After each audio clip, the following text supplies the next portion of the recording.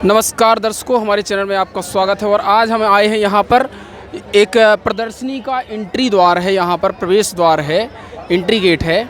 और यहाँ पर आप देख रहे हैं जैसे ही हम अंदर जाते हैं तो यहाँ पर एक विशेष रूप से प्रदर्शनी लगी हुई है।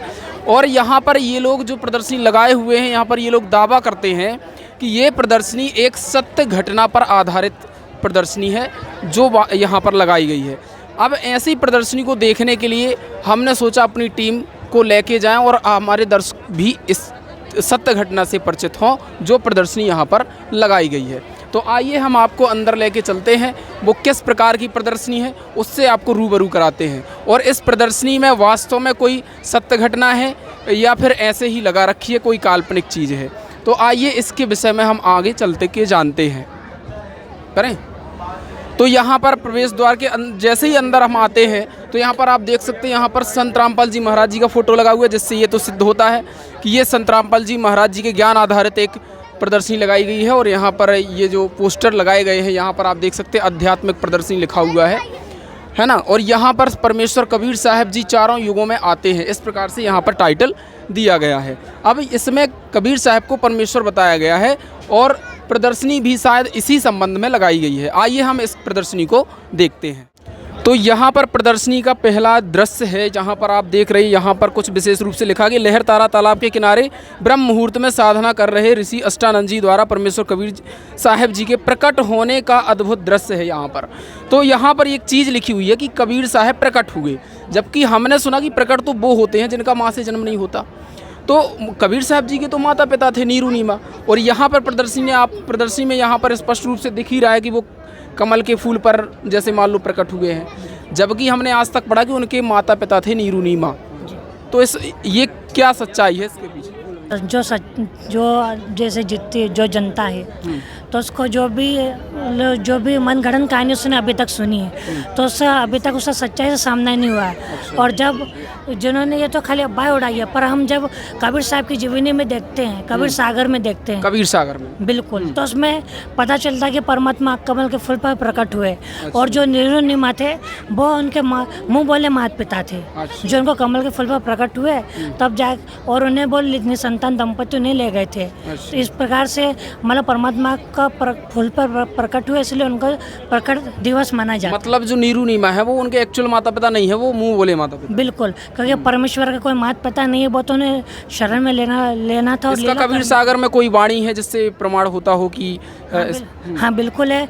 मात पिता मेरे कुछ नाही, नाम मेरे घर दासी, और झूला का सुत आन का है और जगत करे मेरी हासी। पांच तत्व का धड़ नहीं मेरा, मैं ज्ञानू जान अपारा, और सत्य स्वरूपी नाम साहिब का वो है नाम हमारा। जी बहुत अच्छा। इन्होंने बताया कि कबीर साहब जी जो है प्रकट हुए हैं और जो नीरू नीमा है वो उनके मुंह बोले माता पिता जो उन्हें कमल के फूल से उठाकर अपने घर ले गए थे। इस प्रकार से यहाँ पर आपने देखा, यहाँ पर लिखा हुआ है कि अष्टानंद ऋषि जी यहाँ पर बैठे हुए हैं और उनको यहाँ पर ये दृश्य दिखा। इस हिसाब से आगे प्रदर्शनी में क्या है उससे हम आपको रूबरू कराते हैं। आप देख रहे हैं यहाँ पर वही अष्टानंद जी बैठे हुए हैं और यहाँ पर एक विशेष रूप से आपको दृश्य दिख रहा है जो कि यहाँ पर आप बताएंगे। जी बताएं। अष्टानंद जी सुबह सुबह साधना करने जाते थे, तो ब्रह्म मुहूर्त से 1.5 घंटा पहले वो वहाँ जाकर बैठ गए थे। तो उन्होंने देखा एक आसमान से एक सूर्य सत मतलब चमकता हुआ कोई आ रहा है, जिससे उनकी आंखें बंद हो गई।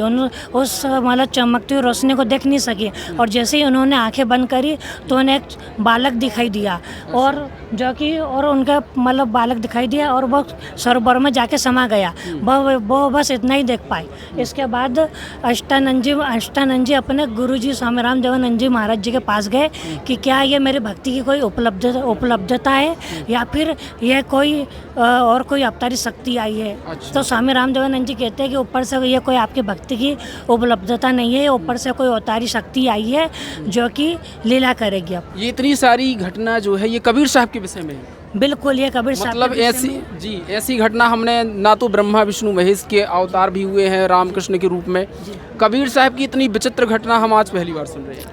जी बिल्कुल, क्योंकि आज तक कोई बताने वाला नहीं था। जबकि किताबों में हमने यही सुना है कि उनकी माता पिता नीरू नीमा थे, उनसे जन्म भी बताया गया है और उनकी यहाँ तक पत्नी के बारे में तक बताया गया कि उनकी पत्नी लोई थी।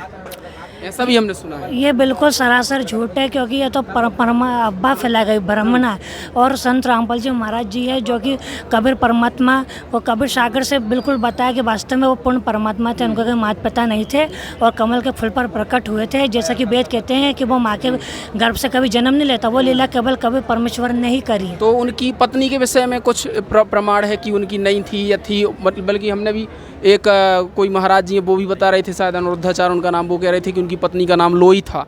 और ये कहीं ना कहीं किसी न किसी किताब में भी शायद पहली बात जो भी अगर उनके ऐसा होता तो कबीर सागर जो सबसे माना हुआ ग्रंथ है, कहीं भी उनके पत्नी का जिक्र नहीं है। बल्कि कबीर साहब तो ये कह रहे हैं ना मेरे घर दासी, मतलब मेरे कोई दासी नहीं है। ये कबीर सागर में लिखा है। बिल्कुल। और झूला का सुल्तान कहा है, मैं झूला का पुत्र कहा है जगत के हिसाब से।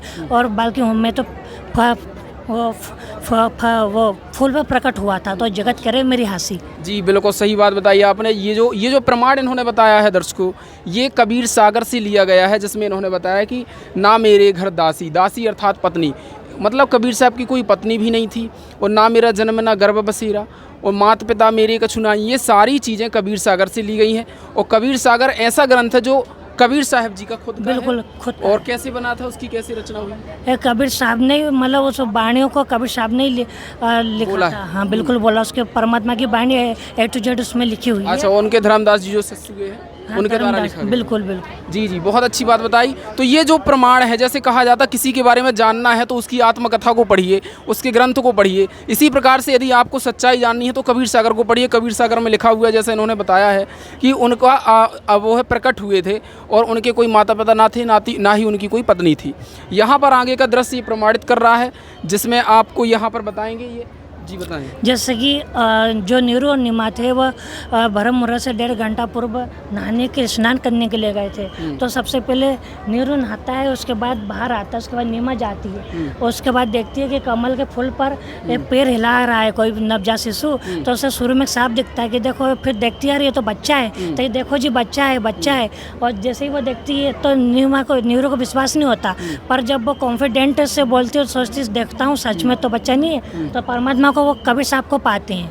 अच्छा, और मतलब इस प्रकार से कबीर साहब का अवतरण कबीर हुआ। साहब न प्रकट हुए। हाँ। और इस प्रकार से उनको मिले। लहरतारा अच्छा। तालाब है ये, नीरू नीमा को इस प्रकार से मिले। बिल्कुल। और ये लहरतारा तालाब आज भी काशी में विद्यमान। तो ये देखिए, अपने आप में बहुत बड़ा प्रमाण दिखा दिया इस प्रदर्शनी के माध्यम से कि ये नीरू नीमा को इस प्रकार से मिले थे, ना कि उनका गर्भ से जन्म हुआ था। और आप जानते हैं कि अभी तक हमने कबीर साहब परमेश्वर की बारे में जो भी बातें जानी हैं, वो एक हिसाब से अपने मनगढ़ंत लिखी गई ऐसा प्रतीत होती है। बाकी उसका जो प्रमाणित प्रमाण है वो कबीर सागर से इन्होंने बताया है। अगली प्रदर्शनी की ओर यदि हम बढ़ें तो यहाँ पर इस प्रकार से दृश्य दिखाया गया है, इसके बारे में भी आप देख रहे हैं, ये समझाएंगे, बताएंगे। जैसे ही नीमा जी को बालक मिलता है तो वो नीमा खुशी फूले नहीं समाती और परमात्मा को गोद में ले रही है, कभी माथा चूम रही है और परमात्मा को पाके बहुत खुश हो रही है। जैसे स्वर्ण को सांप को मणि मिल जाती है, भूखे को भोजन मिल जाता है, उस प्रकार माता नीमा खुश हो रही है परमात्मा को पाकर। अच्छा, इतनी खुशी का क्या मतलब था कि नीरू नीमा को इतनी खुशी हुई और परमात्मा के इस रूप से, जबकि आज के ज़माने में यदि कोई ऐसा बालक मिलता है तो लोग थोड़ा बहुत कहीं ना कहीं विचार करते हैं कि हम इनको क्यों एक्सेप्ट करें। कारण ये है कि पहले तो ये इनको एक संतान की आवश्यकता थी। संतान पहले तो थी नहीं संतान, बिल्कुल संतान नहीं थी। और उसके बाद खुद परमात्मा इनके संतान बन के आ गए।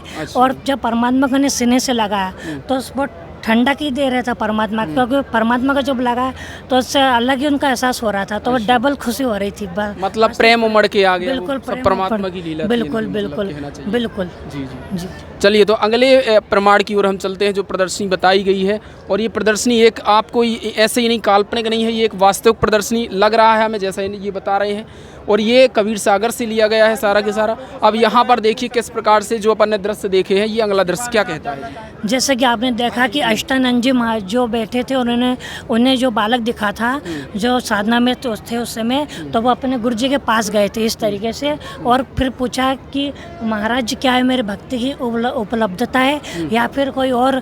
तो फिर स्वामी रामदेवानंद जी महाराज कहते हैं कि नहीं, वो अवतारी शक्ति है आई है, क्योंकि इनको इतना ही ज्ञान था। और उन्होंने बोला, आगे भी बोला स्वामी रामदेवानंद जी ने कि वो किसी माँ के गर्भ से पैदा होंगे और लीला करेंगे, पर वास्तविकता उलट थी, वो पूर्ण परमात्मा थे। मतलब ये लोग यही सोचते आए आज तक, क्योंकि ब्रह्मा विष्णु महेश के भी अवतार हुए हैं, तो वो माँ के गर्भ से हुए, तो इन्हें लगा कि वो भी माँ के गर्भ से। बिल्कुल, पर ये था उसके उलट, बाकी पूर्ण परमात्मा साक्षात प्रकट हुए थे और ये फूल पे हुए थे। जी जी जी बिल्कुल, बहुत अच्छा इन्होंने जैसे कि बताया, जैसे आज तक सभी धर्मगुरुओं ने हमें बताया, रामायण में भी प्रमाण है कि रामचंद्र जी का जन्म हुआ, जा दिन ते प्रभु गर्भ ही आए, सकल लोग सुख संपत्ति छाए। मतलब राम जी का भी गर्भ से जन्म हुआ, देवकी जी के गर्भ से देखो कृष्ण जी का जन्म हुआ।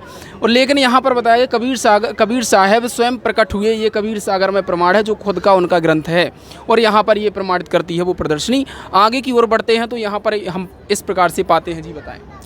जैसे कि आप इस प्रदर्शनी में देख पा रहे हैं, जब माता नीमा घर लेके पहुंचते हैं बालक को, तो जब जितने भी आसपास के ग्राम महिला स्त्री पुरुष से वो सब परमात्मा के दीदार देखने आ जाते हैं। परमात्मा का रूप इतना सुंदर है, तो सब बातें करते हैं कि ये ब्रह्मा है, कोई कहते विष्णु है, कोई कहता इंद्र है, कोई कहते कुबेर है। और यहाँ पर सूक्ष्म वेद जो कि संत गरीबदास जी महाराज जी द्वारा बोला गया और संत गोपाल दास जी महाराज जी द्वारा लिखा गया, उसमें लिखा कि कोई तो मतलब ऐसा कह रहा है, और सब अपने अपनी कल्पना कर रहे, और फिर यहाँ ब्रह्मा विष्णु महेश कहते हैं ये तो पार ब्रह्म है, पूर्ण विष्णु विष। ये तो मतलब वो भी कल्पना कर रहे हैं जो नहीं, वो कह रहे नहीं, ये तो इस नहीं है, ये तो पार ब्रह्म है पूर्ण, ये तो ऊपर से और कोई शक्ति है, यहाँ से नहीं है। इस प्रकार से मतलब सब लोग यहाँ पे ये भी देखने आ रहे हैं, वहाँ से गढ़ और देवता भी देख रहे हैं। और इस पर बाणी भी है, जम्बूद्वीप जिहान में उपतरे शब्द अतीत, इस प्रकार से अमृतमय बाणी है कुछ इस तरीके से। बिल्कुल, तो इतने बड़े प्रमाण आज तक हमारे समक्ष नहीं थे, किसी ने नहीं बताया कि कबीर सागर में इस प्रकार से कबीर जी का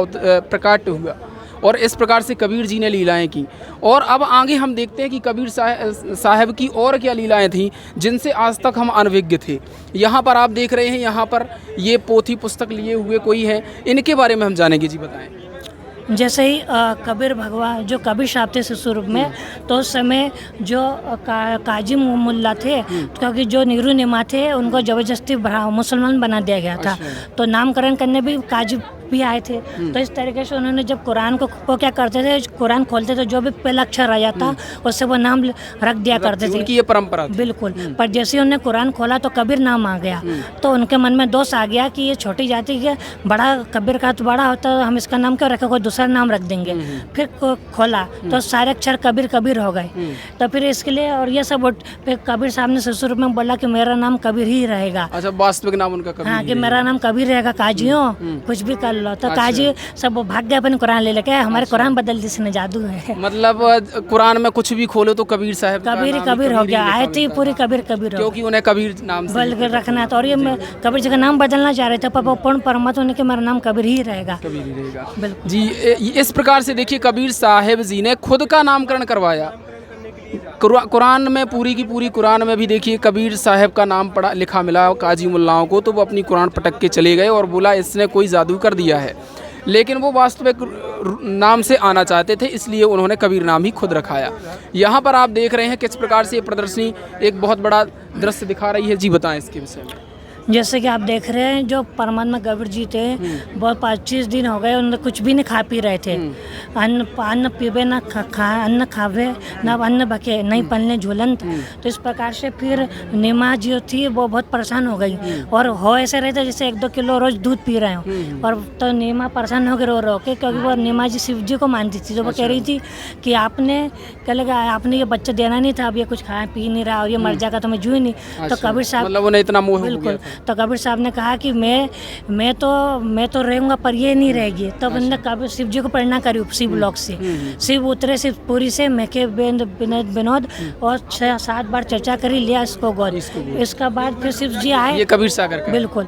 फिर शिव जी आए संत के रूप में और बोला क्या हुआ माई, क्यों रो रही हो? कि कह रहे ये बालक है, कुछ खा पी नहीं रहा। तो जैसे माई ने परमात्मा को उनके शिव जी के चरणों में रखना चाहा, तो परमात्मा अपनी शक्ति से शिव जी के सीधे सीधे मस्तक के बराबर खड़े हो गए इस प्रकार से। भी इस प्रकार से, जैसे कि आप देख सकते हैं। तो शिव जी भी अचरज होगा कि यह कोई परम शक्ति है। और जैसे माई ये सोच रही है कि गजब करामात है, बाबा जी मेरे लड़के को उठा दिया, मगर असलियत वास्तविकता ये थी कि परमात्मा खुद ऊपर उठ गए, क्योंकि वो परमात्मा शिव जी तो खुद उनके, और ये माई जो है उनके चरणों में रखना चाहती थी, वो पूर्ण परमात्मा थी। और 4-7 बार चर्चा हुई और फिर परमात्मा ने बोला शिव जी को कि आप ऐसा करो, कुंवारी इनको बोलो कि कुंवारी गाय ले आए, उस पर आप अपना आशीर्वाद रूपी हाथ धर देना, निमित्त बनना करोगे तो सब कबीर साहब भी तो कहना आप हाथ धर देना, वो दूध देगी मैं पीऊंगा। इस प्रकार से उनकी चर्चाएं बिल्कुल बिल्कुल इस प्रकार ऋग्वेद मतलब वेद भी यही कहता है कि जब वो परमात्मा आता है तो वो कुंवारी गाय का दूध पीता है। और ऐसे अच्छा, मतलब जो परमात्मा आते हैं वो अब वो तो प्रकट होते हैं, तो उनके लिए माता का तो दूध नहीं पीते वो, है ना, बिल्कुल नहीं पी, मतलब उन्होंने कुंवारी गाय का दूध पिया। बिल्कुल बिल्कुल। तो ये तो लीला हमने आज तक कृष्ण भगवान और राम के विषय में नहीं सुनी। बिल्कुल, क्योंकि जो वेद हैं वो पूर्ण परमात्मा का ही है। अच्छा। और ऐसी लीला केवल कबीर साहब के अलावा किसी ने नहीं तो करी। वेदों में भी इसका प्रमाण मिलता कि वो कुंवारी गायों के दूध से। अभी आप जैसे हम वेदों में प्रमाण मिलेगा और आगे की प्रदर्शनी में मैं आपको उसका प्रमाण भी दूंगा। अच्छा। और ये जो कुंवारी गाय का दूध पीता धन्या, उस पर लिखा धन्या मला अंटज, तो वो कुंवारी गाय का दूध पीता है, वो दूध देती है, उससे परमात्मा की परवरिश होती है। अच्छा, ये बहुत बड़ा प्रमाण इन्होंने बताया है। इससे बड़ा प्रमाण हमारे हिसाब से हमने आज तक नहीं सुना कि कबीर साहब जी ने ऐसी लीलाएं की जो वेदों में वर्णित है। इसका प्रमाण आगे जाके आपको दिखाया जाएगा कि वेदों में किस प्रकार से परमात्मा की परवरिश हुई। ये यहाँ पर आप देख रहे हैं किस प्रकार से कुंवारी गाय ने दूध दिया। जी बताएं इसके विषय में। जैसे कि आप देख रहे हैं, जैसे ही नीरू जाता है और कुंवारी बच्चा ले आता है, शिव जी अपना आशीर्वाद रूपी हाथ धरते हैं, जैसे कबीर साहब का आदेश था। उसके बाद इस प्रकार से दूध गाय बच्चे देना चालू करती है और परमात्मा की परवरिश होती है इस कुंवारी गाय की दूध बिल्कुल से। बिल्कुल। और ये जब घड़ा रख देते थे तो ये दूध देता है, और जब तक घड़ा भर जाता दूध घड़ा हटा लो अपना बंद हो जाता है। इस प्रकार से ये। मतलब इतना अच्छा प्रमाण ये कबीर सागर में भी है। हाँ बिल्कुल। और ये वेदों में भी लिखा है। वेदों में भी है। ये एक बहुत बड़ी बात है कि कबीर साहब के ग्रंथ में कबीर साहब के ये प्रमाण लिखे गए हैं और वेदों में भी ये प्रमाण स्पष्ट रूप से लिखे हैं। जो वेद हैं 4 प्रकार के वेद हो जैसे अपने हिंदू धर्म में प्रचलित हैं, उस हिसाब से यहाँ पर ये प्रमाण भी इन्होंने बताने का दावा किया है। जी आगे और इसके बारे में प्रमाण प्रदर्शनी में मिलेगा। चलिए आगे हम बढ़ते हैं और आगे देखते हैं कि किस प्रकार से परमात्मा कबीर जी जो हैं उनने लीलाएं की। तो इस प्रकार से यहाँ पर आप देखिए, यहाँ पर हम आए हुए हैं, ये एक विशेष प्रकार का फोटो लगा हुआ है, इसके विषय में बताइए। जैसे कि जो हम कहते हैं सबका मालिक है कि वो कबीर साहब है, और वो हिंदू मुस्लिम सिख क्रिश्चियन ये जात पाएंगे उससे तो उसकी आत्मा दिखती है। तो इसलिए परमात्मा बनारस में भी लीला करो, न काशी में भी करो, बगदाद में भी करी। हाँ, ये एक अपने आप में बहुत बड़ी बात है कि लोग कहते हैं आपके हिंदुस्तान में ही परमात्मा आते हैं, है ना, तो अमेरिका में क्यों नहीं आते, विदेशों में क्यों नहीं आते, इराक ईरान बगदाद में क्यों नहीं आते, ये इंडिया में ही क्यों आते हैं। तो इंडिया में पाखंड फैला रखा है या कुछ और कर रखा है, इस हिसाब से लोग अफवाहें उड़ाते हैं कि इंडिया में बस भगवान ने ठेका ले रखा है, बाकी जगह प्रकट नहीं होते हैं। इस प्रकार से आप बताएं कि क्या वास्तव में कबीर साहब अलग अलग देशों में भी प्रकट हुए। जी देखो, परमात्मा की सभी आत्मा है और वो परमात्मा अपनी आत्माओं के कल्याण के लिए देश की सीमा के लिए कोई मायने नहीं रखती। तो वो इंग्लैंड में भी पैदा हुए और पैदा नहीं प्रकट हुए अपने आत्मा का, और जो इराक में भी है अल खिद्र नाम से पहुंच गए वहाँ, क्योंकि वो संत जिंदा बाबा के रूप में संत रूप में प्रकट होते हैं, अलग अलग नामों से प्रकट होते हैं। कई अल खिद्र, कई समस्तर बेज, और अपने भारत देश में कई मुनिंदर ऋषि, कई करुणा में, कई कबीर जी। इस प्रकार से तरह तरह के रूप बना के नाम वही खाली खेले खलक में 6 ऋतु 12 मास, जो केवल इतना मानते कि 9 अवतार है तो उनकी बुद्धि का नाश हो चुका है कि हमारा भगवान तो सदा लीला करता रहता है देश दुनिया में। मतलब यहाँ पर भी एक प्रमाण मिलता है कि कबीर परमात्मा जी समस्तर बेज के रूप में रूमी को मिले। मतलब रूमी जो ऋषि थे वो तो विदेश के ही थे, जहाँ के भी थे, तो वहाँ भी परमात्मा प्रकट हुए। जी बिल्कुल, जो कि रूमी थे, जो कि कबीर जी आज हम जो कभी मानते उनके दोहे हैं फेमस है। उसके बाद सेकंड नंबर पर कोई मानते रूमी को रखते हैं हम, जो आप मुस्लिम देश, और काफ़ी इनकी कविताएं बिकती हैं अमेरिका में भी। तो इस प्रकार से रूमी बैठे थे अपने कुछ शागिर्दों के साथ, शिष्यों के साथ, तो फिर समस्त वेज में परमात्मा आ गए और वो ये बहुत सारी इल्मी किताबें लेके बैठे थे। तो उन्हें पूछा ये क्या है, तो उन्हें व्यंगपूर्वक उत्तर दिया कि ये वो है जो तू नहीं जानता। तो फिर समस्त वेज ने सारी किताबें नदी में फेंक दी। इसके बाद कह ये क्या करा तूने। इसके बाद फिर समस्त वेज उस पानी में कूद गए और सारी किताब बाहर निकाल दी और जैसे ही पूरी किताब झटकारी तो उसमें से धूल निकली। धूल निकली मतलब वो गीली नहीं थी, पानी में बिल्कुल नहीं थी और धूल निकली। तो फिर रूमी ने भी पूछा, मौलाना रूमी, फिर वो रूमी जो थे वो दंग रह गए कि बाबा ये क्या था। तो फिर समझतर बेज जी ने परमात्मा ने कहा ये वो है जो तू नहीं जानता। इस प्रकार से ये वो उसका दर्द। ये बहुत अच्छी घटना है, एक हिसाब से परमात्मा ने समझाने के लिए, अपने बच्चों को समझाने के लिए की, और जो जगह जगह विदेशों में आके प्रकट हुई। मतलब लोगों की ये गलत धारणा है कि हिंदुस्तान में ही परमात्मा आए, विदेशों में भी कई जगह परमात्मा कबीर साहब ही आते रहे और जो साधु साधक हैं, जो दयालु आत्माएं हैं, उनको समझाते रहे। जी बिल्कुल। तो इस प्रकार से आगे भी आते हैं, हम आगे देखते हैं किस प्रकार से परमात्मा ने लीलाएं की। और उनता हूँ कि कबीर परमात्मा के द्वारा तैमूर उलंग को 7 पीढ़ी का राज देने की लीला करना, ये एक इतिहास के पन्नों का दबा हुआ है। ये इसके बारे में बताइए। जैसे कि हमने सुना ये समर्थ है कबीर भगवान, और जैसे कि हमने सुना कि जो श्री कृष्ण जी थे तो उन्होंने सुदामा को एक महल बना दिया। पर अब जब हम समर्थ के सुनेंगे तो इन समर्थ का इसके चमत्कार बहुत हाईटेक है। किस प्रकार, तो इन तैमूर उलंग थे जो कि बहुत गरीब थे, एक लोहार थे, तो गरीब चराते, वो बकरी चराते थे। तो फिर परमात्मा एक दिन इनको मिले और इनको जो मतलब ये क्या करते थे, किसी को भूखे नहीं जान देते थे। तो इनके उस पार उस वक्त इनके पास जब परमात्मा आए तो उनके पास आधी एक रोटी थी बस। तो फिर उनकी माँ ने, आटा ही था बस इतना एक रोटी का, तो उनकी माँ ने बनाया और फिर उनकी माँ परमात्मा से प्रार्थना करने लगी, महाराज जी हम बहुत गरीब हैं। तो परमात्मा ने पूरा खाना खा लिया और फिर 7 बेल तैमूर उलंग को मारी। और तो फिर माई ने सोचा बाबा मेंटल हो गया, मैंने बहुत बार इसको खाने में टोक दिया तो मेरे लड़कों को कोड़ दिया। उसके बाद फिर बोला कि माई मैंने तेरे लड़कों को 7 पीढ़ी का राज दिया है। अच्छा, मतलब जो 7 बेल मारी तो 7 पीढ़ी का राज, कि मैं तेरे 7 पीढ़ी का राज दिया, अभी ये राज करेगा। तो माई को तब भी भरोसा नहीं हुआ। पर जब परमात्मा का वचन फला, तो जब तैमूर उलंग बड़ा हुआ, धीरे धीरे राजा बना और चढ़ाई, तो फिर विश्वास इनको हो गया कि हाँ वास्तव में उनकी बात सही थी। और तैमूर उलंग ने भी राज करा और 7 पीढ़ी तक राज हुआ। मतलब 7 पीढ़ी तक राज रहा। ये इतिहास की एक बात है। बिल्कुल, तैमूर उलंग तो हम पढ़ते हैं इतिहासों में। बिल्कुल तो वो 7 पीढ़ी कौन सी थी तैमूर उलंग की? 7 पीढ़ी में अल्लाह कबीर ने उनका आशीर्वाद दिया था। जैसे कि बाबर है और औरंगजेब है। अच्छा, बाबर वाली पीढ़ी ये 7 पीढ़ी थी, बाबर, हुमायूं, औरंगजेब और ये शाहजहां, ये सारी पीढ़ियाँ। आखिर औरंगजेब के बाद टुकड़े में बट गए, खत्म हो। और फिर 7 बेल मारने के बाद 2 मुक्के भी मारे थे कि तेरा फिर राज टुकड़ों में बट जाए। फिर औरंगजेब के बाद इनका राज टुकड़ों में बट गया था, जो कि आज भी अपने इतिहास में बिल्कुल इतिहास में प्रमाणित। ये एक देखो इतिहास से प्रमाणित बात है जो कबीर साहब जी ने लीलाएं की हैं। और इसके आगे आप देखते हैं यहाँ पर एक विशेष प्रकार का फोटो बता रहा है कि यहाँ भी कोई जरूर ना जरूर अद्भुत लीला हुई है जी, इसके बारे में बताएं। जैसे कि अभी इस प्रदर्शन में देख पा रहे हो, जहाज एक दामोदर सेठ नाम के व्यापारी थे जो कि परमात्मा के शिष्य थे, जो कि बिजनेस करने के लिए जाते थे। तो ये परमात्मा के नाम पे जुड़े हुए थे। तो तूफान उठा एकदम से जहाज में, तो सब ने अपने अपने भगवानों को पुकारा। तो बोले दामोदर तू क्यों चुप है, तू भी पुकार। कहले आप चुप रहना, मैं अपने सदगुरु को याद करता हूँ। तो जैसे सदगुरु को जैसे याद करा दामोदर सेठ ने अपने सदगुरु को, और बेहोश हो गया। कहते हैं कबीर भगवान आए और उन्होंने समुद्र को शांत कर दिया। और सब, और जैसे शांत, ये जहाज शांत हुआ और एकदम से आराम से चलने लगा जैसे चलता था। तो फिर सब ने परमात्मा के चमत्कार बता के दामोदर सेठ के हुए थे अकाज, अरज करी डूबता देख जहाज, राज्य मेरी रखियो गरीब निवास, समुद्र से पार लंघाने वाले। तो परमात्मा ने इस प्रकार से रक्षा करी थी वहाँ का। मतलब ये एक बहुत बड़ा प्रमाण है कि कबीर साहब परमात्मा तो हैं ही, और साथ में ये प्रमाणित करता है कि वो किस प्रकार से अपने भक्तों की रक्षा करते हैं जो उनके भक्त होते हैं। बिल्कुल जी, इस प्रकार से आगे हम बढ़ते हुए देखते हैं कि आगे क्या कहती है प्रदर्शनी स्थल में। और यहाँ पर एक और बहुत सारे फोटोज़ लगे हैं, सबको बारी बारी से समझने का प्रयास करते हैं, क्योंकि आपने आज तक वो चीज़ें सुनी हैं जो आज तक हर धर्मगुरु ने बताई हैं, लेकिन वास्तविकता क्या थी उसके बारे में आप यहाँ पर जानेंगे। जी, इसके बारे में बताइए, क्या कहती है? जैसे कि आप देख रहे हो, एक बालक खड़ा है और एक ये जो वृद्ध खड़े हैं, ये समस्तर बेज रूप में परमात्मा खड़े हुए हैं।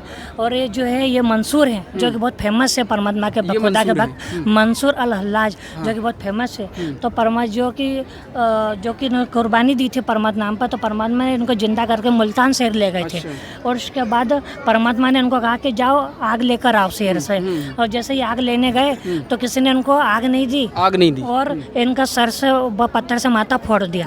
तो इनका शरीर मुँह लहू लुहान हो गया। और जैसे गुरु जी के पास है, कहने लगे मुझे आग किसी ने नहीं दी और मेरा हलवा ये मुँह बिगाड़ दिया, मेरा पत्थर मार दिया। तो समझता बेज रूप में परमात्मा को दुख हुआ और उन्होंने बोला सूरज से कि सूरज मेरी रोटी सेक। तो सूरज बहुत पास आ गया और ये रोटी सिखाने लगे और पूरा जो मुल्तान शहर है वो भट्टे की तरह तपने लगा। मतलब परमात्मा ने इतनी बड़ी लीला कर दी कि सूर्य को ही पृथ्वी के नजदीक बुला के रोटी सेकी। पास बुला लिया और रोटी सेकने लग गई, पर पूरे मुल्तान शहर भट्टी की तरह जलने लगा। और फिर कुछ समझदार से लोग आए और सदगुरु की खिदमत में हाजिर हुए और बोले कि महाराज जी कुछ नादानों की सजा पूरे शहर को मत दो। तो कहले ये नादान नहीं है, दुष्ट हैं, बच्चों को एक आग जैसी सस्ती वस्तु भी नहीं दी और उसका पत्ता से मुंह फोड़ दिया।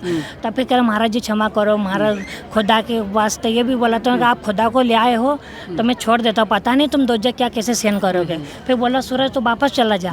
तो सूरज फिर वापस उसी जहाँ पे स्थित होता वहीं आसमान में चला गया और फिर सामान्य से तापमान हो गया। तो ये वहाँ का दृश्य। देखिए सुना होगा आपने कि कृष्ण जी जो है महाभारत के युद्ध में जो है सूर्य को ओझल कर देते थे, फिर वो जो भी कर देते थे, लेकिन उससे कहीं बड़ी लीला है ये कबीर परमात्मा ने जो की अपने भक्त के लिए उन्होंने पृथ्वी पर ही सूर्य को बुला लिया रोटी सेकने के लिए।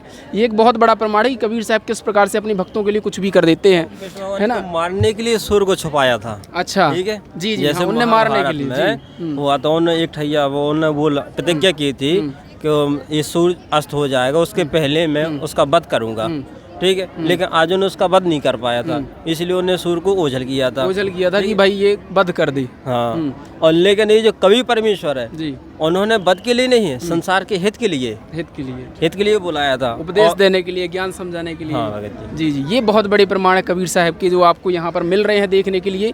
और ये आज हमारा एक सौभाग्य है कि आज के समय में संत रामपाल जी महाराज एक बड़े संत हैं जो हमें इतना अच्छा ज्ञान प्रमाणित दे रहे हैं। ये एक बहुत बड़ी फोटो है, इसके विषय में बताइए।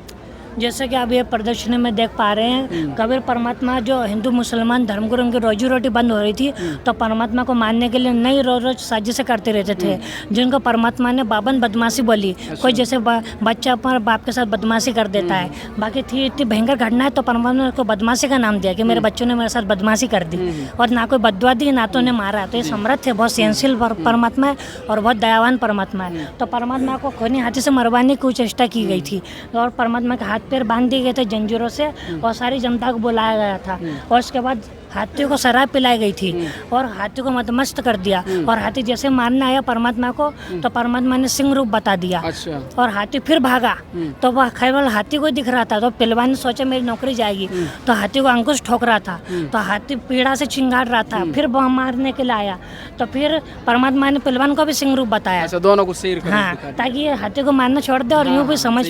तो पहलवान हाथी ऊपर से गिर गया और हाथी के ऊपर से गिर गया पहलवान और हाथी इधर भागा, पहलवान भी इधर भागा। उसके बाद परमात्मा की बेड़ी अपने आप टूट गई और परमात्मा ने जो अंगड़ाई ली आसमान तक दिखे पूरे। तो सिकंदर लोधी अपने मचान से उतर कर जहाँ पर वो बैठता तख्त पर बहुत बड़ा, तो वहाँ से उतर कर थर थर काँपता हुआ कबीर भगवान को दंडवत करा, बोला तुम क्षमा कर दो अल्लाह कबीर माफ़ कर दो, तुम ही खुदा हो, क्षमा कर दो। और बोले कि काजी के पंडितों, काजी मुल्ला पीर, चरण ले लो इसके खड़े अल्लाह खुदा कबीर।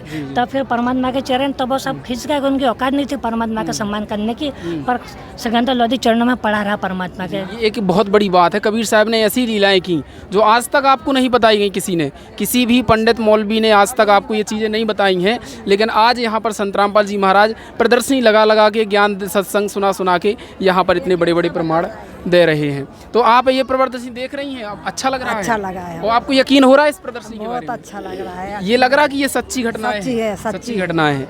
तो आगे बढ़ते हुए हम आते हैं, यहाँ पर देख रहे हैं कि यहाँ पर एक फ़ोटो लगा हुआ है और यहाँ पर विशेष रूप से यहाँ पर देख रहे हैं किस प्रकार से आप इसमें दृश्य में देखेंगे कि कबीर साहब कड़ाहे के तेल पर हैं। ये क्यों है इस प्रकार से? ये दृश्य देखने में थोड़ा अजीब लग रहा है कि कबीर साहब कड़ाहे के तेल में क्यों डाले गए हैं?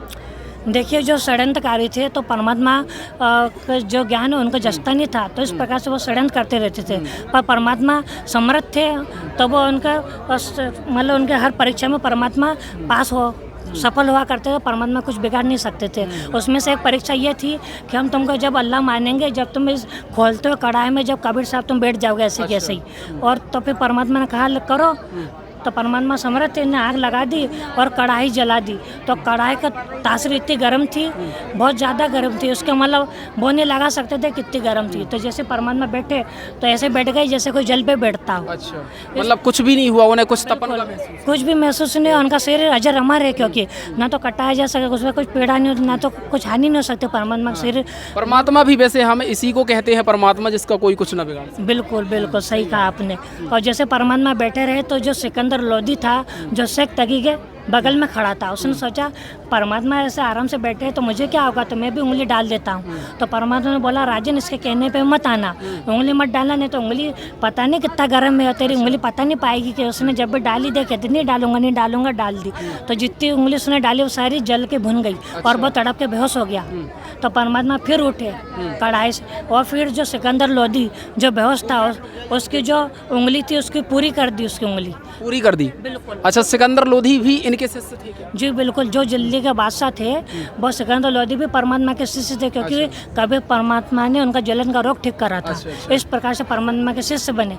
तो ये परमात्मा ने उनकी जैसी उंगली पूरी करी, बहुत में आ गया सिकंदर लोधी, और कबीर साहब के महिमा के नारे सब लगाने लगे। ये चमत्कार मतलब एक हिसाब से कबीर साहब की महिमा ही हुई उसमें भी, है ना। तो आगे बढ़ते हुए हम देखते हैं कि किस प्रकार से और आगे फोटोज़ लगे हुए हैं, कुछ प्रमाणित चीज़ें ऐसी जो आज तक हमने नहीं सुनी थी।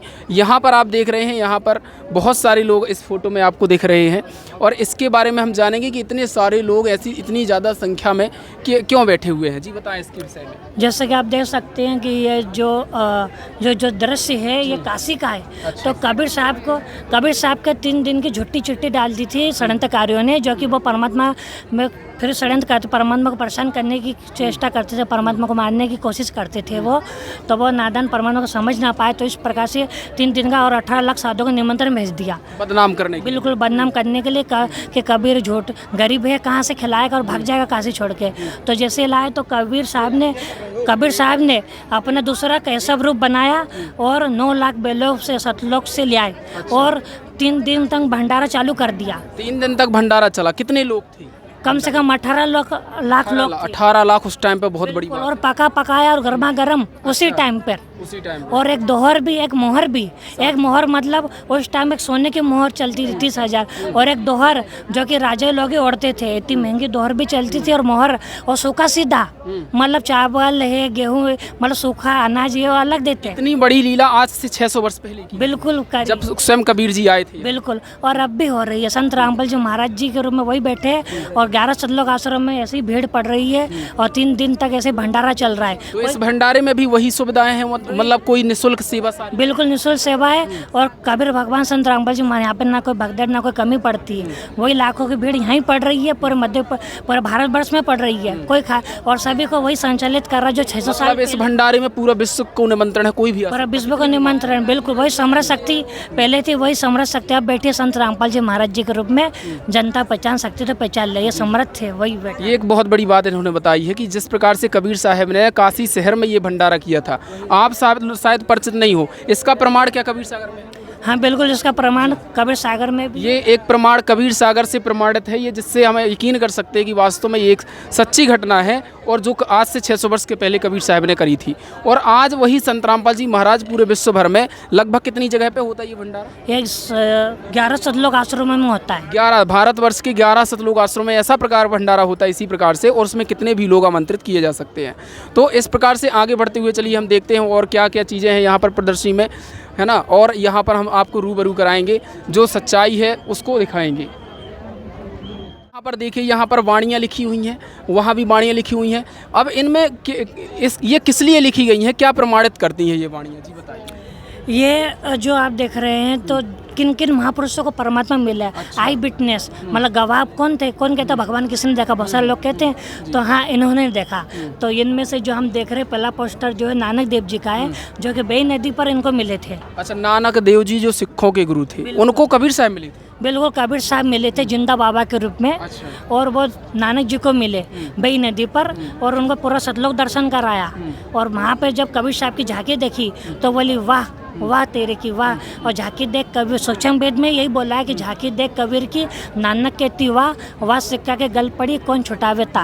मतलब वही सिक्कों के गल में लग गई कि वाहे गुरु। और वाहे गुरु तो परमात्मा को देखा था, तब जाके वाहे गुरु को रण लगा। मतलब उनने परमात्मा को बोला था। बिल्कुल वाहे गुरु कबीर साहब को संबोधित करा। और ये बाणी भी लिखी है, जैसे कि आप देख, हक्का कबीर करीम तू, मतलब समर्थ कबीर दयावान है तू, बेऐब तेरे में कोई ऐब नहीं है, निर्विकार परवरदिगार है, खुदा है, नानक बगोया जनु तूरा, नानक तेरे मतलब जो तेरे दास है, तेरे दासों का भी दास हूँ। मतलब ये बाणी यहाँ पर हक्का कबीर करीम तू, कबीर जी का नाम है। ये कहाँ की बाणी है ये और मेला पेला की बाणी है ये। अच्छा, गुरु ग्रंथ साहिब का। गुरु ग्रंथ साहिब की। ये एक बहुत बड़ी बात है कि गुरु ग्रंथ साहिब में कबीर साहब का प्रमाण है। इससे ये इन्होंने जो बताया कि कबीर साहब नानक जी को मिले थे।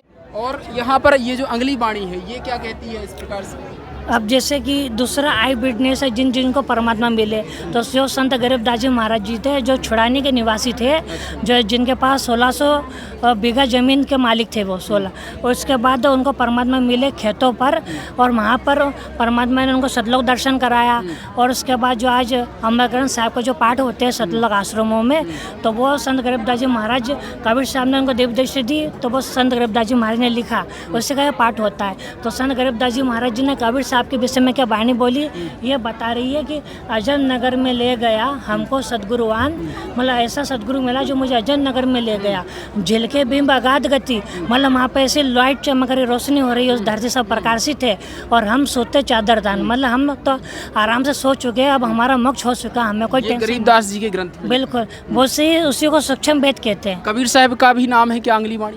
बिल्कुल, जैसे कि अनंत कोटि ब्रह्मांड का एक रत्ती नहीं भार, मतलब जो परमात्मा से अनंत कोटि ब्रह्मांडों की रचना कर रखी है, और उसके ऊपर एक रत्ती भार भी नहीं उसके मस्तक पर। जैसे हेलीकॉप्टर बनाता है और पायलट उसको आराम से उड़ाता है, उसका कोई वजन नहीं है, और आविष्कार भी कर रहा है, मजे भी उड़ा भी रहा है। उसी प्रकार कह रहे हैं कि उसका कोई भार नहीं है अनंत कोटि ब्रह्मांड का। और सदगुरु पुरुष कबीर है, मतलब सदगुरु भी वही है, पुरुष माने भगवान भी वही है, कुल के सृजनहार। मतलब यहाँ पर स्पष्ट रूप से लिखा है कि सतगुरु पुरुष कबीर है, कुल के सृजनहार। ये गरीबदास जी महाराज जी की बाणी में लिखा है, जिससे आपको ये सोचना पड़ेगा कि भाई कबीर साहब को परमात्मा बताया गया, जबकि इन संतों ने स्पष्ट रूप से लिख दिया है कि कबीर साहब ही पूर्ण परमात्मा। यहाँ पर नानक साहब जी की वाणी में आपने देखा कि कबीर साहब जी पूर्ण परमात्मा। तो इस प्रकार से यहाँ पर वो आई विटनेस है यहाँ पर। तो यहाँ पर बताइए, जैसे कि आप अगले पोस्टर में देख रहे हैं प्रदर्शनी में, कि ये जो बैठे हैं ये संत धर्मदास जी जो कि उनके शिष्य थे। बिल्कुल, जो बांधवगढ़ के निवासी थे, और ये परमात्मा प्राप्ति के लिए भटक रहे थे रथ पे व्रतों पे। तो परमात्मा इनको जिंदा महात्मा के रूप में मिले, और इनके खूब ज्ञान चर्चा होती है। पर जब परमात्मा, ये भेसबाजी बहुत होती है, पर जब परमात्मा को जान लेते हैं तो फिर परमात्मा पे अपना प्रेम लौटाते, परमात्मा पे पुण्य समर्पित हो जाते, और क्या बोलते हैं, आज मुझे दर्शन दियो जी कबीर, सत्य लोक से चलकर आए काटन जम की जंजीर, और थारे दर्शन से हमारे पाप कटते, निर्मल होवे शरीर, अमृत भोजन हमारे सदगुरु जी में, सब दूध की खीर। हिंदू के तुम देव का है, मुसलमान के पीर। मतलब आप दोनों दिनों के वो गुरु भी हो, पीर भी हो, भगवान भी हो, और दोनों दिन का झगड़ा छिड़ गया परमात्मा का शरीर जलाने को, तो है, और शरीर ने पाया फूल मिले। यहाँ पर एक वाणी हमने देखी अभी, हिंदू के तुम देव कहा है, मुसलमान के पीर। हमने ब्रह्मा विष्णु महेश के विषय में सुना है कि वो हिंदुओं के भगवान है, अल्लाह के विषय में सुना है कि वो मुसलमानों के भगवान है। तो यहाँ पर आपने बताया कि भाई यहाँ पे वाणी में लिखा हुआ धर्मदास जी ने कि वो हिंदू और मुसलमान दोनों के गुरु है जी। जैसे क्योंकि कबीर परमात्मा दोनों धर्मों के भगवान है, और उनका कुरान में भी कबीर लिखा है, को सूरत फुरकान में उनकी महिमा लिखी है, और वेदों में भी उसकी महिमा लिखी है। तो इसलिए वो दोनों धर्मों के पिता हैं वो, और गुरु भी हैं। तो मतलब कहना चाहिए कि कबीर साहब ही सब कुछ हैं, और उन दोनों धर्मों की पुस्तकों में भी ये प्रमाण मिलता है कि कबीर साहब ही पूर्ण परमात्मा है ना। और हाँ, और इसमें वाणियों में भी प्रमाण किया है, जो कि गरीबदास जी महाराज हैं यहाँ पर, उन्होंने अपनी वाणी में लिखा। अगली वाणियों में हम देखते हैं यहाँ पर जो पुस्तक में लिखा है संत दादू दास जी महाराज, है ना। तो इनको भी मिले थे क्या परमात्मा? जी बिल्कुल, इनको भी परमात्मा मिले थे। जब ये बच्चों के साथ साथ खेल रहे थे और 7 वर्ष के थे, तो परमात्मा इनको जिंदा महात्मा के रूप में मिले, और इन्हें फिर सत्य कहानी वो सतलोक की पूरी सृष्टि रचना सुना, सतलोक दर्शन कराया। और फिर दादू दास जी ने क्या बोला फिर, जिन मोको निज नाम दिया सोई सदगुरु हमार, मतलब जिसने मुझे सच्चा निज नाम दिया वो मेरा सदगुरु है। वो कौन है? दादू, दूसरा कोई नहीं, वो और कोई नहीं, कबीर सृजनहार, वो कबीर है, कबीर जी हैं जो कुछ भी हैं। दादू दास जी ने भी स्पष्ट रूप से खोल के लिख दिया। ये एक बहुत बड़ी बात है, आप यहाँ पर देख रहे हैं दादू दास जी की वाणी है, ये कबीर साहब की नहीं है। और ये किसी ने ऐसे नहीं बना दी, दादू दास जी ने खुद लिखी हुई वाणी है। यहाँ पर इन्होंने हर वाणी में अपना कबीर जी का बताया हुआ है। यहाँ भी आप देखिए कबीर जी का, यहाँ भी कबीर, मतलब हर वाणी में इन्होंने कबीर जी को ही सब कुछ बताया है ना। इससे प्रमाणित होता है, ये तो बिल्कुल सही बात है। बिल्कुल। और उनकी एक और वाणी क्या कह रही है कि दादू नाम कबीर का, मतलब जो परमात्मा का सच्चा नाम है कबीर जी का, जो उनके नुमाइंदे संत जो कि वर्तमान में अब संत रामपाल जी महाराज जी हैं, जो उनसे नाम ले लेगा सुनकर कापे काल, मतलब उससे जो मौत है काल, वो जो जाले जम है वो भी डरता है। और नाम भरोसे जो नर चले, जो इस नाम परमात्मा के कबीर जी के नाम पर भरोसा करके जो नर जीवन सफर को चलता है, होवे ना बाका बाल, उसका जीवन का बाका बाल नहीं हो सकता। ये एक बहुत बड़ी बात है। बिल्कुल सर, दादू साहब जी ने स्पष्ट रूप से खोल के लिखा हुआ है। और ये मतलब कबीर साहब ने नहीं लिख दिया कि आप सोचे कबीर साहब ने अपने ग्रंथ में अपनी महिमा बताई है। ये दादू दास जी की वाणी है, उसमें सीधे सीधे कबीर जी का नाम लिखा हुआ है। यहाँ पर आप देखिए मीराबाई जी के विषय में, मीराबाई जी के विषय में तो हमने यही सुना है, आपने मीराबाई जी की भी जोड़ रखा है, वो तो हमने सुना है कि वो कृष्ण जी की भक्त थी जी। जैसे कि आपने सुना है, पर वो अधूरा सत्य था, अर्ध सत्य। और पूर्ण सत्य गुरु जी हमारे सूक्ष्म वेद में बताते हैं, जो कि संत गरीबदास जी महाराज जी की वाणी है। उसमें बताते हैं कि जो मीराबाई है वो पहले रविदास जी महाराज जी गुरु बनाया, उसके बाद फिर कबीर परमेश्वर जी को गुरु बनाया था उन्होंने। और उसके बाद उसके लिए आप विस्तार से जानना तो संत रामपाल जी महाराज जी के आप सत्संग सुन सकते हैं। तो उसमें जो मीराबाई जी थी उनको मिले तो सत्संगों में जब ये जाती थी तो उनकी माँ टांग अड़ाया करती थी, तो उसका ये वर्णन कर रखा है। तो मीराबाई तत्से मसने सत्संग जाती थी, आज उनका इतिहास में नाम है। मतलब मीराबाई जी कबीर साहब के सत्संग में डेली जाया, बिल्कुल जाती थी। उनका विरोध भी होता था, पर परमात्मा उनकी रक्षा भी करते थे। जैसे जहर का प्याला पिलाया तो वहाँ पे कबीर भगवान ने रक्षा करी, लोग कहते हैं श्री कृष्ण ने रक्षा करी। हाँ, यही हमने सुना। श्री कृष्ण ने रक्षा नहीं करी, क्योंकि श्री कृष्ण तो खुद एक शिकारी से तीर से मर गए थे। तो मेरा भगत ही मर रहा, क्या कारण? ये बहुत बड़ी बात है कि वो मतलब उस तीर से मरे जो जहर से बुझा हुआ। बिल्कुल। वो मीराबाई जहर पीकर भी बच गई। जहाँ जहर पीकर बच गए और इष्ट मर रहे हैं, तो इसका अर्थ था कि इष्ट कोई और था इसका, समर्थ। बिल्कुल सही बात है। तो जो कबीर भगवान उनकी रक्षा करी, मीराबाई जहर का प्याला पी के भी नहीं मरी, और आज उनका और वही सही भक्ति करी, जिससे कारण आज उनका नाम है। और वही अमृत वाणी लिखी उस समय के साथ। मतलब ये एक रहस्य आपको मिला यहाँ पर कि कबीर साहब जी मीराबाई जी के गुरु जी थे। इससे पहले उन्होंने रविदास जी को गुरु बनाया था, और इसके बाद उन्होंने कबीर साहब को गुरु बनाया था, सच्चे ज्ञान समझा था। इसके बाद अगले जो यहाँ पर मलुकदास जी का प्रमाण हमें देखने को मिलता है। जी, मलुकदास जी के विषय में बताएं। ये मलुकदास जी थे जो कि अरोड़ा जाति में थे, और ये भी तो परमात्मा इनको मिले 42 वर्ष की उम्र में, और अपना सतलोक दिखा, सृष्टि रचना सुनाई, जहाँ वो रहते सब परिचित कराया। और फिर 2 दिन तक बेहोश रहे, क्योंकि पूरी सृष्टि सैर कराया, फिर शरीर में छोड़ा। और फिर इन्हें क्या वाणी उच्चारण करी, जपोरे मन सदगुरु नाम कबीर, मतलब जब है मन सदगुरु का नाम, जो सदगुरु उनका सच्चा नाम कबीर जी का जप, और जपोरे मन परमेश्वर नाम का, वही परमेश्वर है उसका सच्चा नाम जप। बिल्कुल। मतलब दादू इनने मलुकदास जी ने भी कबीर साहब का नाम स्पष्ट खोल के लिखा है। बिल्कुल लिखा, और उनकी महिमा कलम तोड़ लिख रखी है। और एक बार जैसे हम कहते हैं श्री कृष्ण जी ने बंसी बजाई, उनके बंसी नहीं बजाई, तो मलुकदास जी ने भी ऐसी महिमा गा दी थी। तो कबीर भगवान ने बोला कि हम तेरे को महिमा, तेरे को हम बंसी बजा के दिखाएंगे। तो कबीर परमेश्वर ने एक समय गुरु बंसी बजाई, तो कबीर साहब ने एक दिन बंसी बजाई कालंदरी के तीर, यमुना नदी के किनारे। और जैसे उन्होंने बंसी बजाई कबीर भगवान ने, तो सुरनर मुनिजन भी आ गए, और जो दरिया था वो बहता हुआ रुक गया। अच्छा। तो सुरनर मुनिजन थक गए, रुक गया दरिया नीर। और आज मोहे दर्शन दियो जी का। और क्या बोला कि काशी तज गुरु मगर आए दोनों दिन के पीर। फिर वही बात आ गई कि आप दोनों दिन के पीर हो। और मतलब काशी छोड़कर मगर आए, और कोई गाड़े, कोई अग्नि जराबे, कोई गाड़ने के लिए हो गया तत्पर, लड़ने के लिए, कोई जलाने के लिए तत्पर। आपका शरीर ने पाया, क्योंकि आपका अजरो अमर शरीर, क्योंकि आपका अजर अमर शरीर है। मतलब यहाँ पर हम जब शुरुआत से आए थे तो हमने ये देखा था कि कबीर साहब प्रकट हुए हैं, सशरीर सतलोक से चल के आए थे।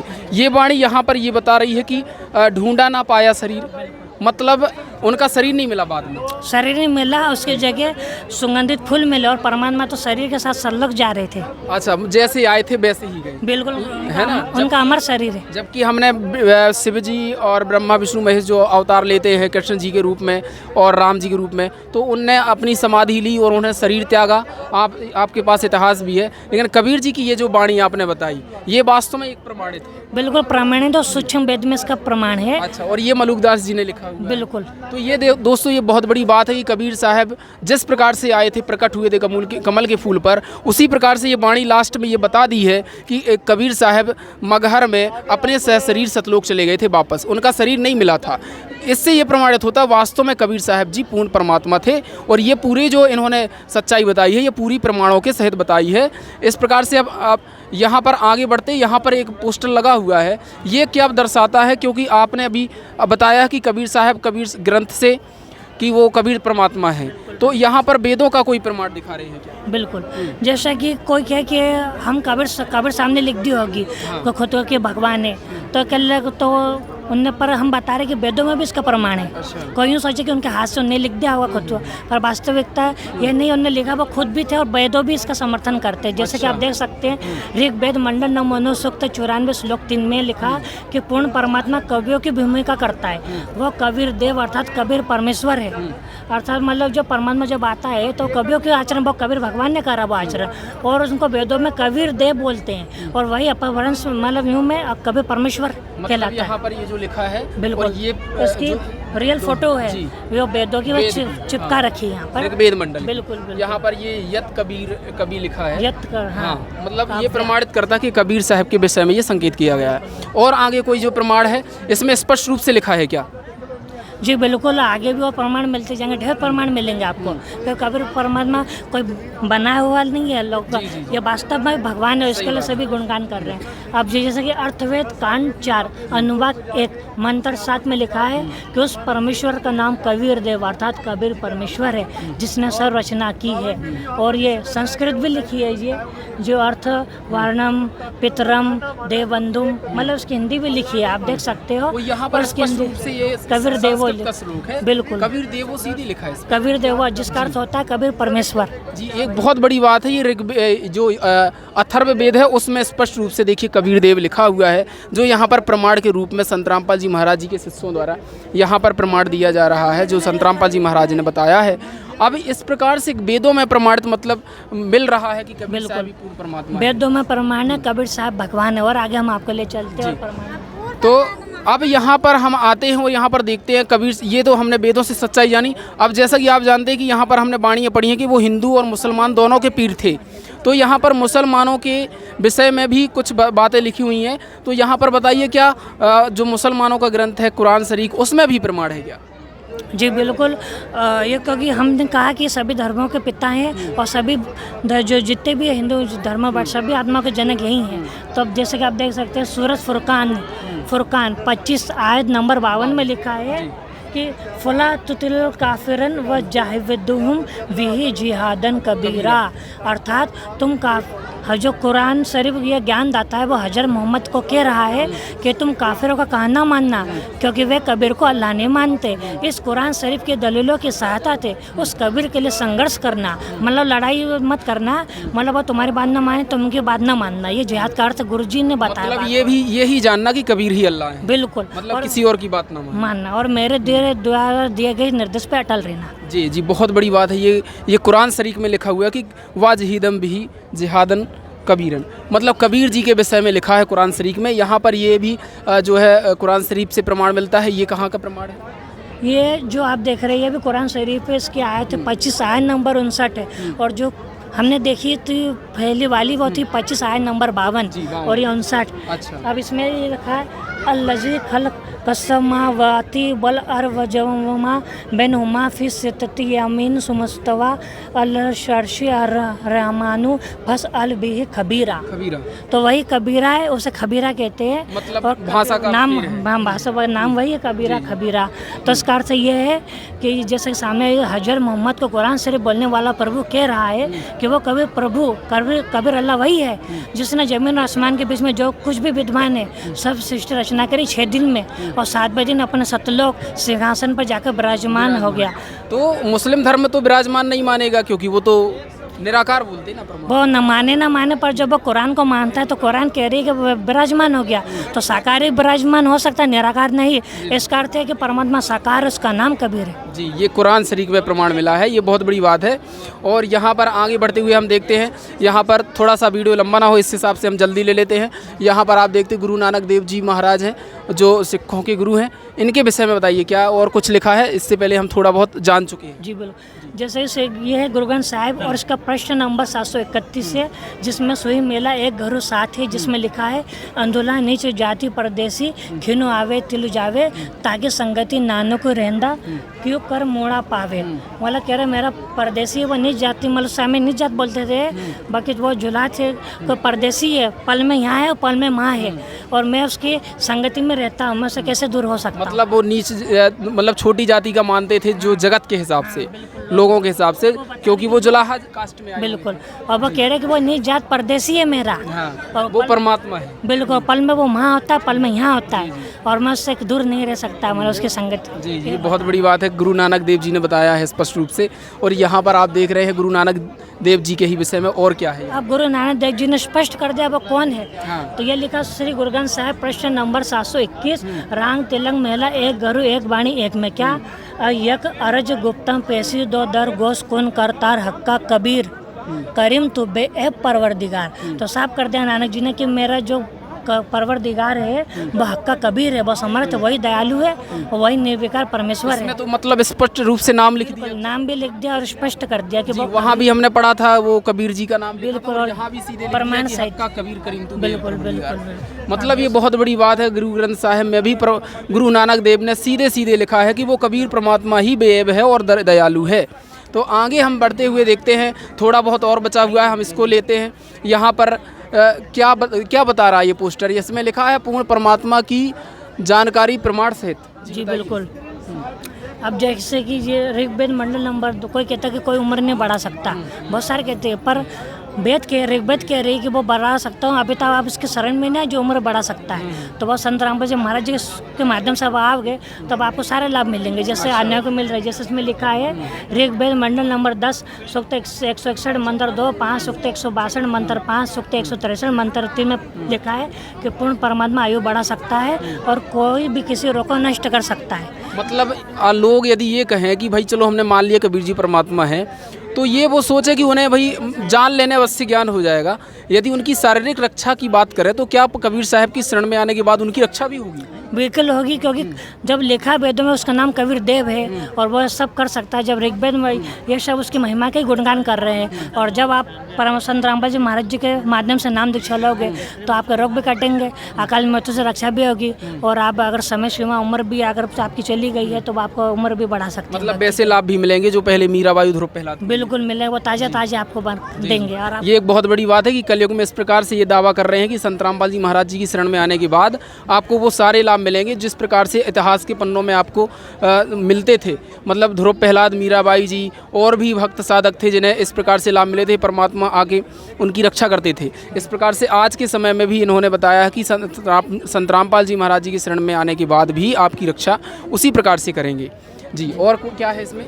और कुछ है जैसे कि लोग कहते हैं कि परमात्मा निराकार है, तो उन नेत्री नंदों को ये परमात्मा प्रमाण देते संत रामपाल जी महाराज कि तो अपनी ये देखो यजुर्वेद अध्याय 5 मंत्र 1, 6, 8 और यजुर्वेद अध्याय 1 मंत्र 15 में लिखा है कि परमात्मा साकार है, बस शरीर है। उसका मतलब आज तक जो निराकार मानते की रट लगा रहे थे, आज ये प्रमाण दिया है संत रामपाल। वो वेदों को रटते हैं और समझ नहीं सके, क्योंकि गुरु बिन ज्ञान नहीं होता। और अब तत्वदर्शी संत जो कि रामपाल जी महाराज जी ने सब ये वेद खोल दिए, क्योंकि हमारे ऋषि मुनि पढ़ते थे, मोतेबिन था उनको, पढ़ते थे पर समझ नहीं, और इन्हें पढ़ा और देखा भी है। तो प्रभु राजा के समान दर्शनीय है, राजा के समान दर्शी है, मतलब देख सकते हैं आप परमात्मा को, है ना। तो ये स्पष्ट रूप से प्रमाण है वेदों में कि कबीर साहब वो है साकार रूप में है जो परमात्मा है, जिसे आज तक हम निराकार मानते रहे थे। जी, और हाँ जी, बहुत सारे धर्मगुरु कहते हैं पाप नाश ही नहीं हो सकते, वो भोगने पड़ते हैं। हाँ, ये तो हमने सुना, प्रेमानंद जी का भी वीडियो सुना था, उसमें भी वो बोल रहे थे कि भाई आपको जो प्रारब्ध वो तो भोगना ही पड़ेगा। वो कह रहे थे हम खुद भोग रहे हैं, हमारी किडनी खराब है, कोई माई का लोल हो तो कर दे, ठीक है ना, इस प्रकार से। तो अब आप संत रामपाल जी महाराज जी के शरण में जो भी श्रद्धालु आते हैं तो क्या प्रमाण बताते हैं कि पाप नष्ट हो जाते हैं? तो परमात्मा पाप नष्ट कर सकता है, ये इसका यजुर्वेद में प्रमाण है। और यजुर्वेद अध्याय 8 मंत्र 13 में लिखा है कि जो परमात्मा है वो मनुष्य के घोर से घोर एनस से पापों का नाश कर देता है। इसलिए उस परमात्मा को अंगारी में पापों से बम्बारी, बंधनों का शत्रु, बंदी छोड़ कहते हैं। और वो बंदी छोड़ कभी परमेश्वर है। और जो संत रामपाल जी महाराज जी के माध्यम से जुड़े हैं तो उनके कैंसर तक के, टीबी तक के रोग खत्म हो चुके हैं। अच्छा, मतलब बड़ी बड़ी बीमारी जिनका लाइलाज बीमारी थी, बिल्कुल हो चुके। उनको भी संत रामपाल जी महाराज की शरण में आने से राहत मिली है। और अगर परमानंद जी भी अगर ज्ञान समझ के जरूर आएंगे तो उनकी किडनी भी संत रामपाल जी महाराज ठीक कर देंगे, कोई बड़ी बात नहीं उनकी। जी, ये बहुत बड़ी बात है आपने कह दी है। वास्तव में ये जो नकली धर्मगुरु या अन्य धर्मगुरु अपने आप को मानते हैं, बोलते हैं कि ये नहीं हो सकता, वो नहीं हो सकता, वो संत रामपाल जी महाराज जी की शरण में आने से सब हो सकता है। बिल्कुल हो सकता है, ये समर्थ है और इसके डिक्शनरी में इम्पॉसिबल वर्ड नहीं है। जी जी, बहुत अच्छी बात है। अब आगे बढ़ते हुए हम यहाँ पर देखते हैं, इन्होंने जितनी जानकारी बताई है एक बहुत बड़ी प्रमाण के सहित बताई है, कोई ऐसी वैसी नहीं बताई है। अब यहाँ पर आप देख रहे हैं, यहाँ पर गुरु प्रणाली बताई गई है। कहा जाता है बिना गुरु के तो मोक्ष होता ही नहीं है और ना ही बिना गुरु के ज्ञान होता है। तो इस प्रकार से यहाँ पर संत रामपाल जी महाराज जी एक प्रकार की गुरु प्रणाली इन्होंने बताई है। जी, इस प्रकार इसके विषय में आप क्या कहेंगे? ये जो हमारी गुरु प्रणाली है तो ये पूरे गुरु पद्धति पर आधारित है। ऐसा जैसे राधा स्वामी का जो पंथ चला वो बिना गुरु के चला है, बिना गुरु का है वो, मतलब उनका गुरु स्टार्टिंग से कोई नहीं है। तो वो मनमुखी साधना करी थी शिवदयाल जी ने। इसका परिणाम ये हुआ कि गुरु बिन प्रेत जन्म सब पावे और गर्भ तो इसलिए गर्भ सो रहा। इसलिए जो शिवदयाल के जो मुख्य वो थे हेड, वो भूत बन गए और बोके के शरीर में बोल रहे थे। अच्छा, मतलब जो जिनका हेड थे, जिनके द्वारा ये पंथ चलाया गया, वो खुद भूत बनी थी। वो खुद भूत बन गए क्योंकि बिना उनका गुरु नहीं था पूरा। और बिना गुरु की गद्दी है। और जो संत रामपाल जी महाराज है, ये समय इनका जो पंथ चला पूर्ण परमात्मा कबीर साहब से चला है। अच्छा। और ये होता हुआ संत गरीबदास जी महाराज, संत शीतल दास जी महाराज, संत ध्यान दास जी महाराज, संत रामदास जी महाराज, संत ब्रह्मानंद जी महाराज, संत जुक्तानंद जी महाराज, संत गंगेश्वरानंद जी महाराज, संत चिदानंद जी महाराज और संत रामदेवानंद जी महाराज, अर्थात 10 गुरु होने के बाद फिर संत रामपाल जी महाराज जी जो कि स्वामी रामदेवानंद जी ने उन्हें उत्तराधिकारी बनाया, आदेश दिया, तो फिर संत रामपाल जी महाराज जी से ये पंथ चालू हुआ, सत सुकृत पंथ। मतलब एकदम विधिवत गुरु प्रणाली से। बिल्कुल गुरु प्रणाली से। इसमें ये नहीं है कि जो लोग कहते भाई आप भक्ति कहीं भी कर लो, बिना गुरु के तो मोक्ष हो ही नहीं सकता। बिल्कुल नहीं हो सकता। तो इस प्रकार से यहाँ पर संत रामपाल जी महाराज जी की गुरु प्रणाली लिखी हुई है, जिससे प्रमाण मिलता है कि संत रामपाल जी महाराज एकदम ऐसे संत हैं जो वास्तव में सर्वगुण संपन्न लगते हैं। इनमें किसी भी कोई गुण की कमी नहीं निकाल सकता कोई, है कि नहीं? मतलब इसमें कोई ये सोचे कि इनका गुरु नहीं था या वो नहीं था, मतलब पूरी ये सदगुरु ये पूर्ण विस्मय और इनमें कोई मिन न मेख ऐसा, इनमें मतलब 1% की भी कोई कमी नहीं निकाल सकता। जी बिल्कुल, ये इस प्रकार से यहाँ पर संत रामपाल जी वो अपने प्रमाण भी देखे हैं कि जो भी प्रमाण इन्होंने बताए हैं वो ऐसे प्रमाण बताए हैं जिन्हें आप झूठा नहीं कह सकते, क्योंकि वो संत हुए हैं, उनके हमारे इतिहास है हमारे समक्ष और उन्हें परमात्मा मिले हैं। इस प्रकार से यहाँ पर देखिए कबीर पंथ के विषय में यहाँ पर कुछ विशेष रूप से बताया, क्योंकि कबीर पंथ भी पूरे देश भर में फैला हुआ है। तो लोग इस बात से कैसे परिचित हों कि भाई हमें किस कबीर पंथ में जाना चाहिए? जी बताएं। जैसे कि जो काल ने कहा था कि मैं कलयुग आएगा तो मैं तेरे नाम से 12 नकली पंथ चलाऊंगा है। तो अभी तो इसलिए काल ने फिर तेरे नकली पंथ चलाए ढेर सारे, तो ताकि लोग यहाँ वहाँ भटके, सच्ची भक्ति ना करें, सच्ची भक्ति ना कर पाए। उसके बाद परमात्मा ने बोला कि 12वें पंथ में हम चल के आएंगे और सम पंथ मिटा के एक पंथ चलाएंगे।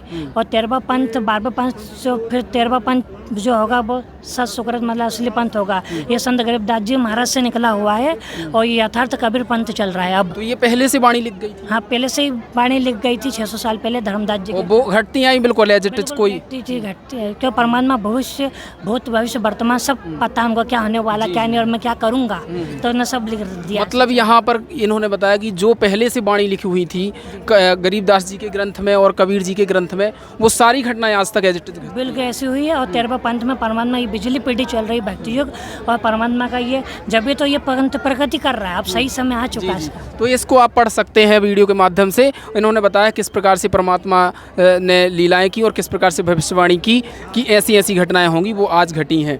इस प्रकार से यहाँ पर बहुत सारे प्रमाण यहाँ पर मिलते हैं, जैसा कि इन्होंने बताया है। संत रामपाल जी महाराज जी का समाज सुधार में भी बहुत बड़ा योगदान है ना, जो आज तक कोई नहीं कर पाया। इम्पॉसिबल घटनाएं जो आज संत रामपाल जी महाराज ठीक करें समाज सुधार के हिसाब से। तो यहाँ पर आप देख रहे हैं संत रामपाल जी महाराज द्वारा किए जा रहे समाज सुधार के कार्य, तो ये क्या वास्तव में रियल हैं? यहाँ पर बाढ़ पीड़ितों की मदद और यहाँ पर दहेज मुक्त विवाह है। मतलब दहेज तो एक बहुत बड़ा वो आज के समय में बन चुका है, तो ये वास्तव में वास्तविकता है। जी बिल्कुल, संत रामपाल जी महाराज जी जो समाज में अपना अनमोल योगदान दे रहे हैं, और इसकी कुछ झलकियाँ हैं, ये पेपर माध्यम से कटिंग लगाई गई है कि संत रामपाल जी महाराज जी और उनके शिष्य हर, चाहे बस सामाजिक हो चाहे कुछ भी कारण हो, संत रामपाल जी महाराज 24 घंटे हाजिर रहते, चाहे बाढ़ पीड़ित हो चाहे कोरोना टाइम हो। तो संत रामपाल जी महाराज जी ने अपने आश्रमों को कोरोना केंद्र बना दिया था। और बाढ़ पीड़ितों को जब बाढ़ आई थी हरियाणा में, तो संत रामपाल जी महाराज जी ने सभी जो लोग थे गाँव के सभी को खाने के पैकेट बांटे थे। और जो संत रामपाल जी महाराज जी के आए टाइम आप दहेज मुक्त विवाह होते रहते हैं, और कभी 60 जोड़ों के विवाह करा दिए, कभी 101 जोड़ों के करा दिए। रक्तदान, मतलब उनके शिष्य इसी प्रकार से शादी करते हैं, दहेज? बिल्कुल, दहेज मुक्त शादी करते हैं, ना दहेज लेते हैं ना देते हैं। अच्छा, यहाँ पर ये वाला पोस्टर दिख रहा है, इसमें ये तो एक लोगों की आस्था है, वो जैसा करते हैं, तो इसमें क्रॉस लगा, जिससे प्रतीत होता है कि ये करने के लिए मना करते हैं संत रामपाल जी महाराज। लेकिन ये तो अपनी अपनी श्रद्धा का प्रतीक है ना? श्रद्धा का प्रतीक नहीं है। अगर वो श्रद्धा अंध श्रद्धा बन जाए तो वो जहर बन जाती है। श्रद्धा भी ऐसी हो जिससे आत्मा का कल्याण हो और समाज का भी कल्याण हो। पर आप ये देख रहे हैं अंधश्रद्धा है, एक बेजुबान जानवर को पकड़ लिया और उसे काटा जा रहा है। तो ये जो अगर आप माता मानते हैं तो माता ममता में ही होती है, और वो बकरी की बलि थोड़ी मांगती। ये पंडित पुजारियों का जीवन का चस्का है, ये खाते हैं और माता ही इनको बदनाम करते हैं भगवानों को। ये देवी देवता ऐसे नहीं, देवी देवता बोलते इसलिए उनको ताकि ये गुण रहे, मतलब ये तो बुरे नहीं, देवी देवता मतलब पवित्र आत्मा। तो ये उनको मांस, ये कहते मांस खाते, ये सब उनको भ्रमण अंधविश्वास की तरफ ले जा रहे हैं लोगों को। जी, मतलब इस सारी चीज़ों के लिए संत रामपाल जी महाराज मना करते हैं। हम विरोध करते हैं इस चीज़ का, और समय समय पर हम टैग भी चलाते हैं सोशल मीडिया के माध्यम से। और जैसे कि आप देख रहे हैं कि और हमारे संत रामपाल जी महाराज के जो हर कार्यक्रमों में रक्तदान भी होता है। अच्छा, कभी कभी 150 यूनिट 200 यूनिट, और संत रामपाल जी महाराज जी सच में रक्तदान देने की होड़ से लग जाती है, क्योंकि गुरु जी का जैसे आदेश होता है संत रामपाल जी महाराज कैसे से तुरंत फॉलो करते हैं, क्योंकि वो जल कल्याण के लिए होता है। और कभी देहदान, यहाँ पे देहदान भी करते हैं संत रामपाल जी महाराज जी के शिष्य। जैसे कि आप देख रहे हैं तो अस्पताल में देहदान कर देते हैं, जो कि मेडिकल स्टूडेंट हैं वो सीखते हैं। तो इस प्रकार संत रामपाल जी महाराज जी अपने भक्तों को परमार्थी बना रहे हैं। जैसे कि हंस गाय होती परमार्थी, खुद गाय घास खाती है और दूध देती है लोगों, तो ऐसे संत रामपाल जी महाराज अपने भक्तों को परमार्थी बनाए। बहुत अच्छा इन्होंने जानकारी यहाँ पर बताई है संत रामपाल जी महाराज जी के समाज सुधार के विषय में, और आप ये प्रमाण देख सकते हैं अखबार के माध्यम से। अब आइए आगे हम लेके चलते हैं। यहाँ पर संत रामपाल जी महाराज जी के जो मुख्य उद्देश्य है समाज के लिए, वो इस प्रकार से आप फोटो में देख पा रहे हैं, और ये कितने सही हो रहे हैं इसके विषय में हमें ये बताएंगे संत रामपाल जी महाराज जी के फॉलोवर कि ये वास्तव में सही हो रहे हैं कि नहीं हो रहे हैं। यहाँ पर ये जो फोटो में हमारे श्रद्धालु देख पा रहे हैं, ये वास्तव में कितने सही हो पा रहे हैं या पूरे 100% सही हो रहे हैं? जैसे कि आप देखें संत रामपाल जी महाराज जी पूर्ण संत है, और उनके शब्द में शक्ति है, और उनके शब्द की शक्ति के कारण ही जो उन्होंने उद्देश्य लिखे हैं उनमें लगातार सफलता मिल रही है, और हमारा जो मिशन है वो लगातार प्रगति कर रहा है। जैसे कि सभी प्रकार के नशे को समाप्त करना, संत रामपाल जी महाराज जी से जो भी जुड़ता है उसके सब प्रकार के नशे छूमंतर हो जाते हैं, वो एक देवता बन जाता है। तो वो अपना एक समाज का निर्माण संत रामपाल जी महाराज कर रहे हैं। दूसरा है अश्लीलता को बंद करना। संत रामपाल जी महाराज जी के शिष्य कोई भी फिल्में नहीं देखते हैं, और सब सत्संग देखते हैं, जिससे चरित्र का निर्माण हो रहा है। तो इस प्रकार से संत रामपाल जी महाराज जी अश्लीलता जो गंदगी है उसे भी बंद कर रहे हैं, और अपने भक्तों को चरित्रवान बना रहे हैं। तीसरा है जीवों की हत्या बंद करना। संत रामपाल जी महाराज जी का ज्ञान ऐसा निर्मल है, तो सब मांस नशा सब छुड़वा देते हैं। तो सब जो भी मांस खाने वाले हैं तो वो मांस छोड़ के दयावान बन जाते हैं। इस प्रकार जीवों की हत्या भी बंद हो रही है। तो संत रामपाल जी महाराज जी का जो चौथा चोरी जारी इत्यादि को समाप्त करना, तो संत रामपाल जी महाराज ज्ञान इस प्रकार से देते हैं, तो कोई भी उनका भगत न चोरी के बारे में सोचता भी नहीं है, और जारी तो कभी नहीं। अब माता बहनों पराय औरतों को माता बहनों की दृष्टि से देखता है। इस प्रकार एक सुरक्षित माहौल भी बन रहा है। और पांचवा रिश्वतखोरी को समाप्त करना। संत रामपाल जी महाराज समझाते हैं कि जो भ्रष्टाचार है उसको एक करना, उसको जहर बताते हैं संत रामपाल जी महाराज। तो संत रामपाल जी महाराज जी से न तो करप्शन में सहयोग करते हैं, न देते हैं, न लेते हैं। मतलब इतने जो नियम है वो सारे के सारे संत रामपाल जी महाराज की फॉलो करते हैं। फॉलो कर रहे हैं और अच्छे समाज का निर्माण हो रहा है। यहाँ पर दहेज जैसी कुप्रथा जैसे हमने जान ही लिया है, छुआछूत भेदभाव भी खत्म कर दिया। बिल्कुल, यहाँ पर कुछ भी हो, जात ऊंच नीच नहीं, यहाँ पर एक समान भोजन है। ऐसा नहीं कि यहाँ पर मतलब VIP लोग आते हैं उनके लिए आपके भंडारे में अलग व्यवस्था, और जो छोटे मोटे गरीब घर से मीडियम क्लास से आते हैं उनके लिए अलग व्यवस्था। बिल्कुल नहीं, यहाँ पर समर सत कबीर है और समान प्रेम है, उसका समान एक जैसा व्यवहार है यहाँ पर। मतलब सब एक जैसा भोजन करते, एक जैसा बैठते उठते। क्योंकि एक भगवान का घर है और सबको एक समान रखता है। यहाँ पर और भी चीज़ें हैं, विश्व में प्रेम और भाईचारे की स्थापना करना बहुत अच्छा कदम है, और धरती को स्वर्ग बनाना। तो इस प्रकार से यहाँ पर हमें बहुत अच्छा लगा आपने जो जानकारी बताई है। और आगे आके हम देखते हैं यहाँ पर ये अयोध्या तो बहुत ट्रेंड पे चल रहा है आज के समय पे, और अयोध्या का निर्माण जो करवाया है तो इसमें क्या योगदान है संत रामपाल जी महाराज जी का, क्योंकि अयोध्या तो भगवान श्री राम जी की जन्मभूमि के हिसाब से बनाया गया। जी देखिए, इसमें जैसे ही अयोध्या का मंदिर बना तो संत रामपाल जी महाराज जी ने लीला करते हैं अपने भक्तों, किसी भी माध्यम से ज्ञान समझे जाए परमात्मा के बच्चे तो वो जाते हैं, तो उनके लिए परमात्मा ने तरह तरह के भंडार, निःशुल्क भंडारा करा है 1 महीने का।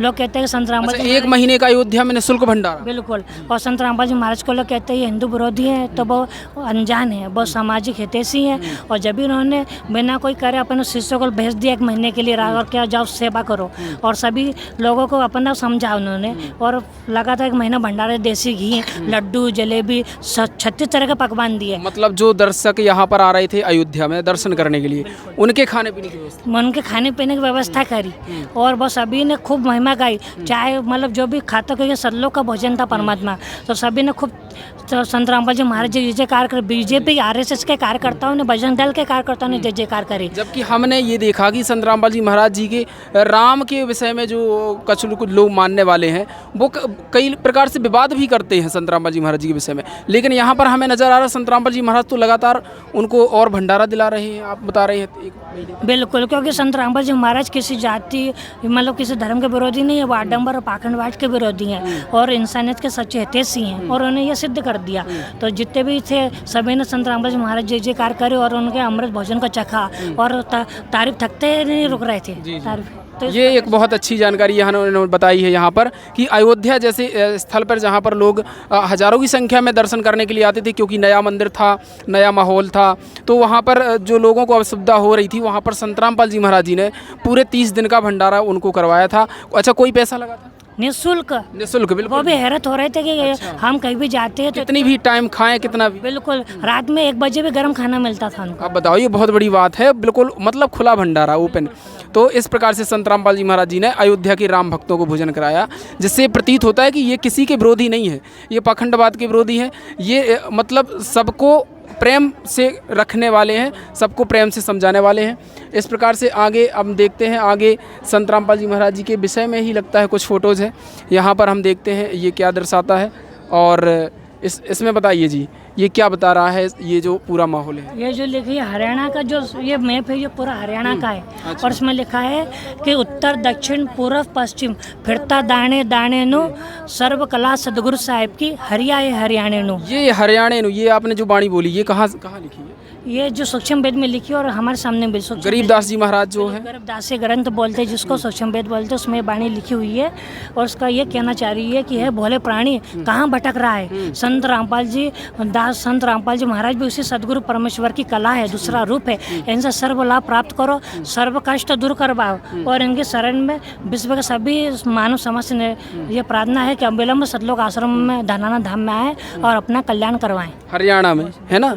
लेकिन यहाँ पे एक बात मैं पूछना चाहूँगा कि ये जो बाणी है, ये आप बता रहे गरीबदास जी महाराज जी, गरीबदास जी का जन्म कब हुआ? ये मतलब हरियाणा में बर्फ जब हरियाणा का निर्माण भी 250 साल पहले, मतलब कबीर साहब से उसके बाद 250 साल पहले। तो तब तो मतलब हरियाणा तो हमने अभी इतिहास में पढ़ा हुआ है, लोग जानते जनरल नॉलेज से कि ये तो हरियाणा बाद में आया है, बाद में नाम इसका आया, क्योंकि वो पहले पंजाब प्रांत में था। तो ये बाणी कहाँ से आ गई?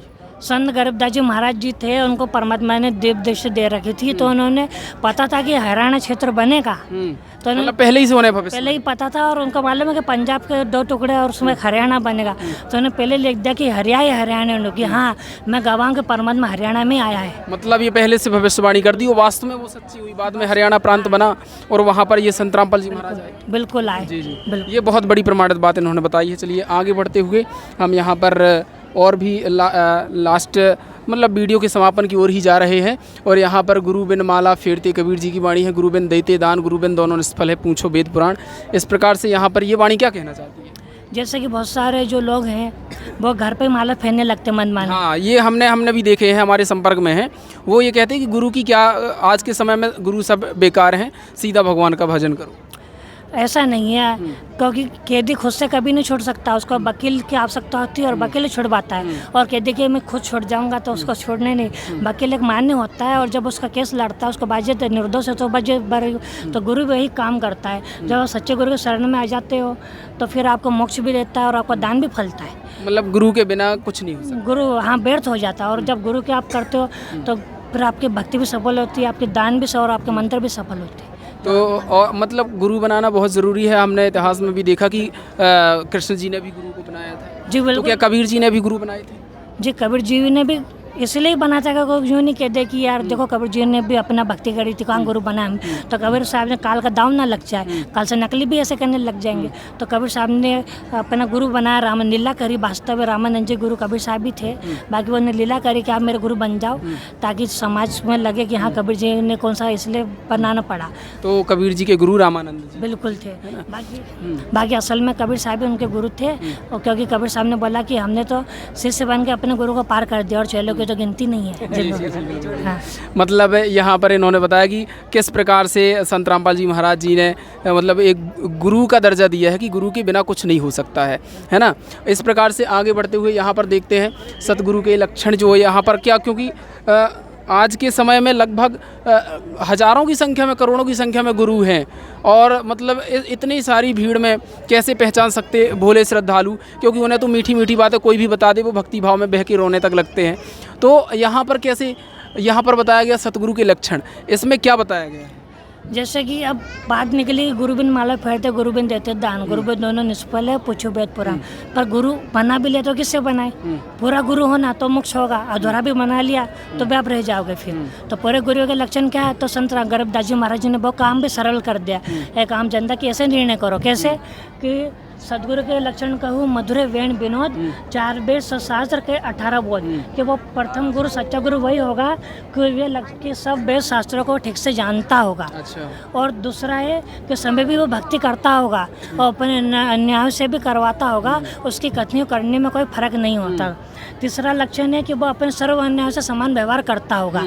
जैसे कि हम दूसरे आश्रम में देखते हैं कि जो VIP होते हैं उनको आप आगे बुलाते, जो पीछे उनको पूछते नहीं है, निःशुल्क नाम पैसे पे भी नाम दाम देते हैं, और निःशुल्क भंडार है उनके पैसे से चलते हैं। तो संत रामपाल जी यहाँ तो VIP कुछ भी नहीं है, सब एक समान है, निःशुल्क भंडार चलते, एक समान व्यवहार करते हैं परमात्मा।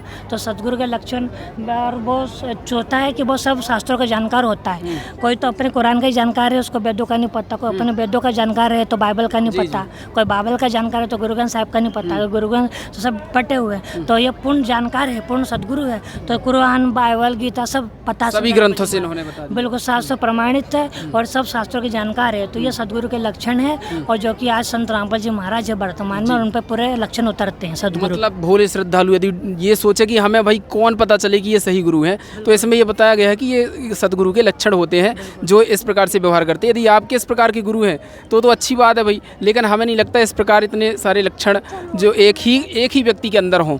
केवल आज के समय में इन्होंने बताया कि संत रामपाल जी महाराज जी ऐसे संत हैं जिनके जो इन लक्षणों पर खरे उतरते हैं। आगे बढ़ते हुए हम यहाँ पर देखते हैं, यहाँ पर फोटोज लगे हुए हैं, और आगे बहुत अच्छी जानकारी आपको मिलेगी क्योंकि आपने वीडियो को समझा है, देखा है, तो इसके विषय में आपको और अच्छी जानकारी मिलेगी। संत रामपाल जी महाराज जी से जुड़ने के लिए वहाँ पर हम देख पा रहे हैं वीडियो को, यहाँ पर फ़ोटो को, और यहाँ पर देखिए यहाँ पर क्या बताती है ये फ़ोटो, बताएं। जैसा कि वाणी में लिखा है कि ये संसार समझदा नहीं, केंदा शाम दोपहरे नु, और गरीबदास से भक्त जाते रोवोगे इस पहरे नु।